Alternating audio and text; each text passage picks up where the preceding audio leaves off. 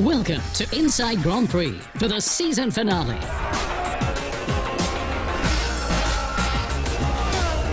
Off we go to Abu Dhabi, the dazzling pearl on the Persian Gulf. We show what keeps the cars on the ground. Plus, Bernie Eccleston, the Supremo, facing a parting of the ways. But first, we go with the world champion around the Yas Marina circuit.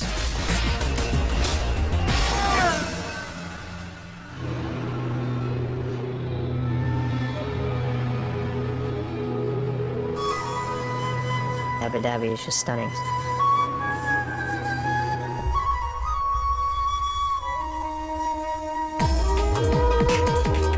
The Abu Dhabi Grand Prix, a very, very exciting Grand Prix, the last of the year. This is a circuit that I really enjoy driving. They've spent a lot of money on building this great circuit. It's a twilight race, so it starts off late in the afternoon and it goes into the night time, which is really cool. It's actually a really challenging circuit. A couple of high-speed corners, but mostly medium and low-speed corners, so you set the car up for more low speed, downforce and grip. Okay, for the lap here, really important to get a good exit, shifting up perfectly on the lights. Turn 1, important to get back to the right, braking just after the 100-meter sign. Going into turn 1.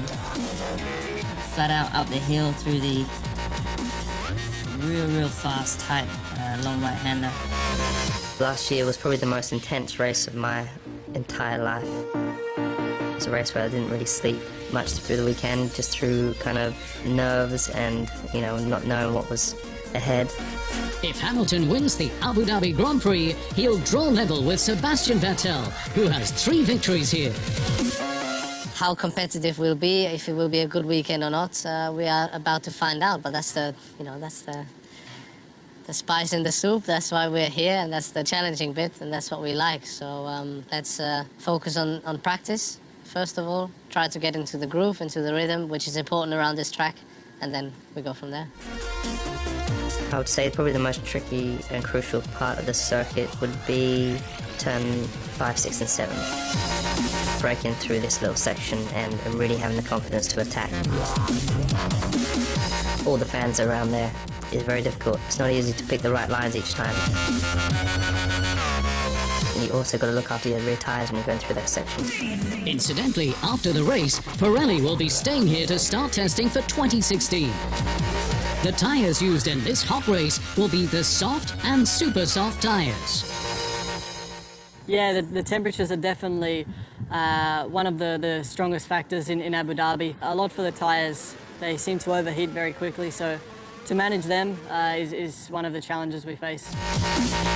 Second to last corner, just brake just a little bit, we can carry a lot of speed through there.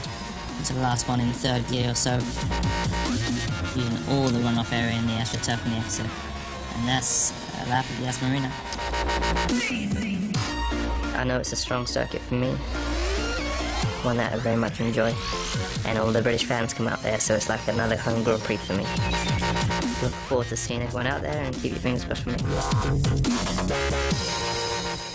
Let's take a look at the latest standings. World champion Hamilton finished 2nd in Sao Paulo. His teammate Rosberg secured 2nd place in the championship, runner-up 2015. Nothing really new in the Constructors' Championship. Mercedes with 660 points now. Then Ferrari, Williams, Red Bull and Force India. The fastest lap award 2015 goes to Lewis Hamilton. For the very first time, an F1 driver defended the triple. Max Verstappen and Toro Rosso set the fastest pit stop in Brazil, 2.36 seconds. The fastest pit stop award goes to Ferrari. It was them who set consistently the fastest pit stops all the way through the entire 2015 season. Now, why, in matters of downforce, there's still lots of upside. A top team needs a top driver, but also the best engine and an aerodynamically shaped chassis that provides as little resistance as possible to the airflow and purposefully guides the air around it. Low air resistance means more speed on the straights. But what about corners? This is where the chassis' second role comes into play, creating downforce onto the track. The stronger the car grips the ground, the better engine, brake and steering power can be transferred. To be a high flyer, a Formula One car needs to keep its feet on the ground. The principle works in essence as for aircraft, only vice versa. Compared to the slower airflow above it, the faster airflow under a wing creates negative pressure, which pushes the car down onto the ground. As a general rule, a steeper wing gives equally more downforce, but greater air resistance too. Engineers therefore look for the best possible compromise and adapt the wings to each circuit. Lots of downforce in winding Monaco, far less in high-speed Monza. In the current chassis, downforce is primarily generated by three elements: at the rear by the diffuser and wing, and at the front by an increasingly complicated front wing system. The side effect: dirty air, severe air turbulence behind the car. It's difficult to follow the car in the slipstream and overtake. You want to have a nice flow of air, let's say steady flow in front of your car, such that you can use aerodynamics at best. If you have turbulence due to a car running in front, this air is so-called dirty, so you don't use your aerodynamics at best. Harder overtaking does not exactly produce thrills on the track. The team's engineers therefore hope to get something back for 2017 that these days is only used to a limited extent: ground effect. The principle works as with the wings, but utilizes the whole car. The air flows under the chassis faster than on top. The negative pressure created in this way sucks the car onto the track. The man who developed the ground effect was none other than legendary designer and Lotus founder Colin Chapman. He was a great innovator, a great designer, a brilliant man, a brilliant mind. The first ground effect car was Chapman's Lotus 78. It had inverted wings attached under the chassis on both sides, where skirts prevented the air from escaping. That created 3 times greater downforce, while air resistance remained unchanged. In the next model, the Lotus 79, Mario Andretti won 6 races and the World Championship in 1978. The teams want to get back to genuine racing. More ground effect for 2017 would mean more downforce and more even distribution of it. The advantage: the cars react less sensitively to turbulent air. Overtaking becomes easier, the races more exciting. A good suggestion: now it's in the hands of the gents at the FIA to decide which way to go. So that F1 does indeed get closer to its roots, the teams, however, still need to really stir things up. Now, the life of Bernie Ecclestone. Used car dealer, estate agent, unsuccessful racing driver. Bernie Ecclestone has done a lot, but to most people, he's primarily known for one thing. He has made Formula One what we have today. Bernie Ecclestone is the man who made Formula One today's Formula One. He has done a fantastic work making Formula One what it is today. The working class boy from Ipswich, ruler of top-class racing. The man who made Formula One the world's 3rd largest sporting event. Yeah, that's right. The 1.58-meter tall Briton recently celebrated his 85th birthday. With me, there's never a big party. I don't have birthdays. Congratulations from us all the same. Big Bernie has now reached an impressive age and is able to look back on an unusual career. It starts properly in 1957. Bernie buys the troubled Connaught racing team with money from property deals. He drives in Formula One himself at Monaco and Silverstone, but doesn't qualify for the races. Bernie quickly gives up driving again and turns his back on Formula One for now. 1966, Ecclestone's Formula One comeback. He advises Jochen Rindt up until his fatal crash at Monza in 1970. A year later, he takes over the Brabham team, and in 1974 unifies what until then was a motley band of team owners into the Formula One Constructors Association. Now, his true talents emerge. Bernie is is one of very few people in the world who have negotiating skills, have entrepreneurial skills, have business skills that are just very, very special. Eccleston celebrates successes as team principal. Nelson Piquet becomes world champion with Brabham in 1981 and 83. During this period, Bernie meets lawyer and later FIA president Max Mosley.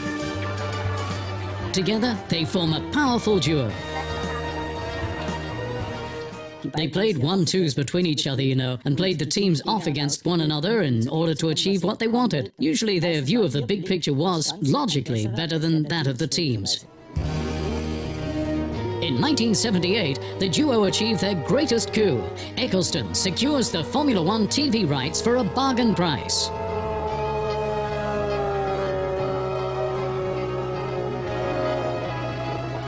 He's the one who suddenly realised, my gosh, there's money to be made here, I will organise it and so on, and I think he's done a terrific job, really. In 1981, Formula One gets strictly organised in all aspects. Eccleston and Mosley weave clauses on stability into the rulebook and make agreements in relation to F1's commercial framework. The teams sign the Concord Agreement and commit themselves in it into taking part in the races. That gives promoters certainty, attracts more sponsors and forms the basis for Eccleston's power.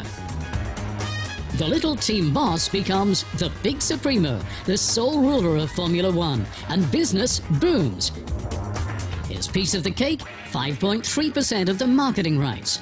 That alone makes Bernie the richest sports official in the world.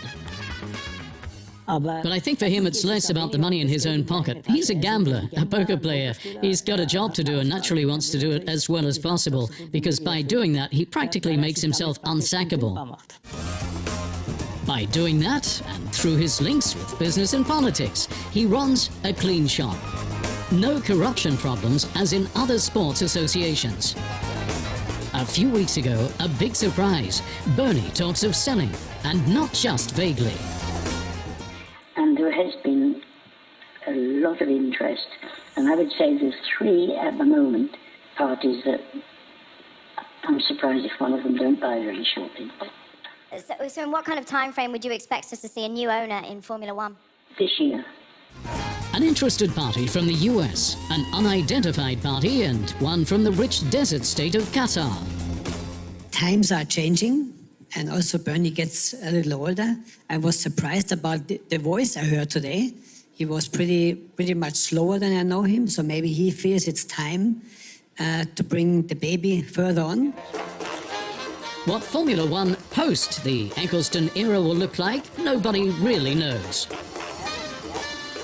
That's also the great panic that's besetting a lot of people. Undoubtedly somebody or other will be appointed from the respective rights holders, and he'll do it in some way undoubtedly different to Bernie Eccleston. But he'll also certainly be scuppered in some areas. The structure is so special. Bernard Charles Eccleston is an institution. The great Supremo divides opinion, but even his critics pay him respect, for what Bernie took on works.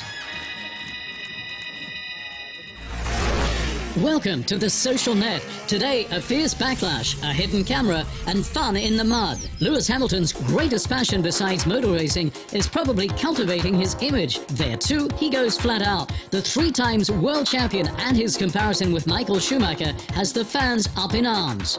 I've never ever done the things that Michael had done to win a championship. I've won through just natural ability. The result? Schumi fans hit back in droves. Team Hamilton defends its superstar, with some of the comments being somewhat below the belt. The champ quickly backpedals and assures the users that he admires Michael a lot. There was more pleasant fan contact for Sebastian Vettel.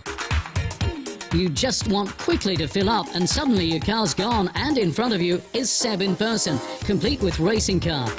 Wide eyes and stunned faces. Surprise accomplished.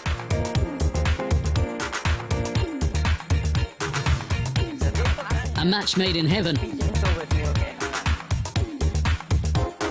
David Coulthard and Jensen Button bombing around the track in a classic rallycross car, following in Daddy's tracks the 600 horsepower Beetles from the 70s, where Jensen's father too used to race. It looks like a whole lot of fun. You're a natural. That is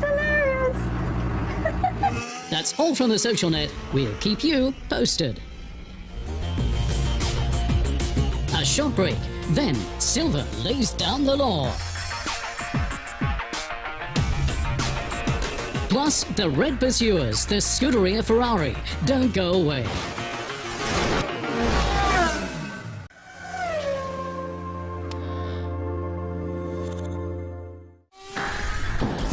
Welcome back for the second stint on Inside Grand Prix. Coming up, the all-dominant double world champions. But first, is Abu Dhabi the new Monaco? Top-class motorsport, producing beaming faces. Abu Dhabi has Formula One fever. It's always a circuit that I enjoy. Abu Dhabi is nice and special. We know it's the final. Is Abu Dhabi stealing Monaco's crown? Especially all the images on TV, they look really cool, but I don't think it will match the Monaco atmosphere. We know it pays you more than others. Monaco is still, the most unique place in my opinion. Emirate or Principality? Persian Gulf or Côte d'Azur? Straight off the drawing board or matured over time? We talk about Abu Dhabi, it's a bit like Disneyland, in terms of facilities. Everything is more or less perfect, you can't ask for more. Why compare them at all? Here's the clarification. The reason that Abu Dhabi is referred to as Monaco's East, because they've created this venue out of nothing. It's on an island, the Yas Island, and what they've tried to do is create certain elements of the racetrack which replicates a street circuit. And they have this unique setup where the actual Yas Marina Hotel is straddling the Grand Prix track, and they've created this amazing port. So you have the boats there, you have the super yachts, and of course it'll never have the history of Monaco, but it certainly gives us a real flavour of what the Middle East can offer, and this Grand Prix has already become a classic. Daylight or twilight? It's difficult to choose a visor. You realize, there's sun and then later there's less sun at some point, because you have to choose one visor for the sunshine. But we have these special tear-offs, which are in the beginning to start with, they're pretty dark, and then, one by one, they get lighter and lighter. And then once it gets dark, if you have a very dark visor, it's not possible to see very well, so it's a little bit of a compromise. What Abu Dhabi's got that Monaco hasn't is the end-of-season party. After the rosewater at the trophy ceremony, the champagne flows freely at the party. Well, celebrating the end of the season is normally a Sunday night party where you meet a lot of people from the paddock and you go somewhere. Usually it used to be the Brazilian Grand Prix, now this year it's Abu Dhabi, so... Well, with my team, I normally take them for dinner. We'll see what happens, but I'm sure, there's enough people around and probably enough venues as well. Yeah, going through all the memories, all the things that have happened to us during the year. It happens here, the last pit stop and the first reviews of the season. Now, who could beat Mercedes but Mercedes? 15 Grand Prix triumphs, 11 1-2 wins, both titles defended. Constructors' World Champion since Sochi, and Hamilton since Austin, the uncatchable #1. Mercedes 2015, unbeatable and unsurpassable. Last year when I won the championship, I couldn't imagine it could get any better, and this year has gone better. We were going so strong through the season. Actually, I expected it to be even earlier, so we need to work on that.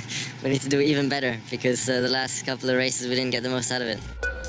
One more time, or déjà vu. For Rosberg, it remains a season with an aftertaste. Once again, only second best in the top team. When it comes to winning the title, does he lack a little bit of the egotism that Hamilton displays?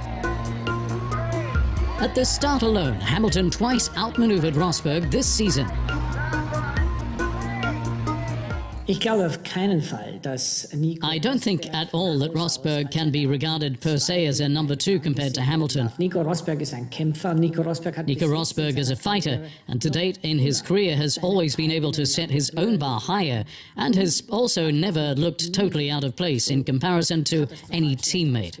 So Rosberg is on a par with Hamilton. Rosberg ist ebenbürtig mit Hamilton. Lewis Hamilton polarizes opinion. Cool, his celebrity status on and off the track. He casually demonstrates again and again who's bossing the show, uncompromisingly preferring to dish it out rather than take it, something his opponents get to experience. Instead of hitting back, often the only option left to his teammate is to toe the party line. Das ist immer schwierig und situationsbedingt, ja. It's always difficult and down to the situation. It's simply the case in our position that we always have to find a compromise. We've got to think as a team, because we drive for the team and that's our job. Das ist so unser Job, ja. Wir sind We're Daimler employees, ultimately, and we're there to see that Mercedes win the Formula One Constructors' title. And then, of course, comes a point where we also think of ourselves. Dann kommt natürlich der Punkt, wo wir dann auch an uns denken. Rosberg, the team player. The last 2 seasons for Mercedes, a triumphal march. Its origin, the sensational coup in 2009. Michael Schumacher returns to Formula One. For 3 years, Ross Brawn's dream team are off the pace, but Schumi and Rosberg paved the way for today's success.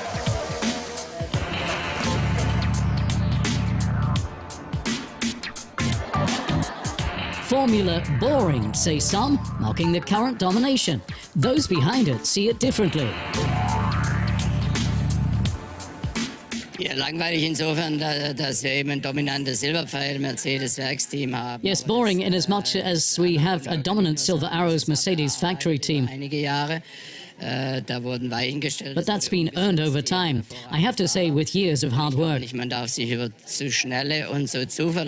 Driving slower is not what Formula One's about. It's about going faster and getting to the finish, and Mercedes are doing that best. Now the others need to see that they catch up. You've seen that in the past, the teams were dominating a certain era, and now we've done it again. It's a second title that goes down in the history books. But, you know, next year it all goes to reset. Who can catch the Silver Arrows? Only the proud black horse is prancing confident at victory once again. Everything on red. The Cavallino Rampante. The epitome of speed. The symbol of power. For Ferrari, the battle for 2016 begins right now. For the last 5 years, Abu Dhabi has been their second home Grand Prix. In order to become established in the Arab region, the Italian car maker built Ferrari World right next to the Formula One circuit, a theme park with the world's fastest roller coaster. For me, even the most incredible thing is to go to the roller coaster. In 2014, it was only on the roller coaster that Alonso was fast, 6th place in the overall standings. The Reds in free fall, Ferrari only 4th in the constructors' table. Although his contract still runs till 2016, Alonso leaves the Scuderia. With his successor, Ferrari turned the corner in 2015.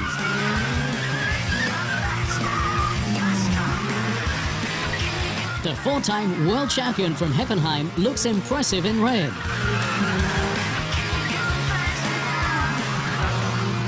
I think from what I've seen, things are coming along well, and people are making a lot of progress. Obviously, I try to push as hard as I can, and of course, you know, I love to win. So I hope that we can win at least one race this year. And that he did. In fact, Vettel has already chalked up 3 victories. With Seb, things are really on the up. On top of that, the team's major restructuring and staffing changes. The German's single-mindedness thrills fans and motorsports enthusiasts alike. The surprise of the season has quite clearly been Ferrari and, of course, Sebastian Vettel. We've not seen him so happy and full of smiles for years, and it's certainly nice to see that now he's a red, he's really coming alive again. The Reds from Maranello have been an institution for decades. and the way it looks, they alone can overcome the might of the Silver Arrows next year. Ferrari have closed the gap around 40 horsepower more in their engine since last year. The car is very good. The Scuderia takes strength from their successes. In Abu Dhabi, the cry is Andiamo, Cavallino Rampante. A win in the final race would for them be the season's crowning glory. Our news. Nico Rosberg, the Mercedes driver, secures second place in the championship and makes it clear what the aim will be next year. With back-to-back wins, the attack on Hamilton has begun. He stays put. Sebastian Vettel remains third. With 13 podium finishes, he was the only one able to irritate the title-winning team. Things are going in the right direction. Vettel is helping Ferrari back to their horsepower of old. His driving skills leave no room for doubt. Clarity at last. Red Bull will still be in Formula One in 2016, as confirmed by team principal Christian Horner, with which engine, however, remains open to question. Next stop, Yas Marina Circuit. The hardest braking point lies ahead of the 8th corner. The driver has to decelerate by 272 kilometers per hour within 1.65 seconds over just 155 meters. In the process, 2,320 kilowatts of power get released, while 5.2 G are exerted on the driver, who still has to push with 169 kilograms onto the brake.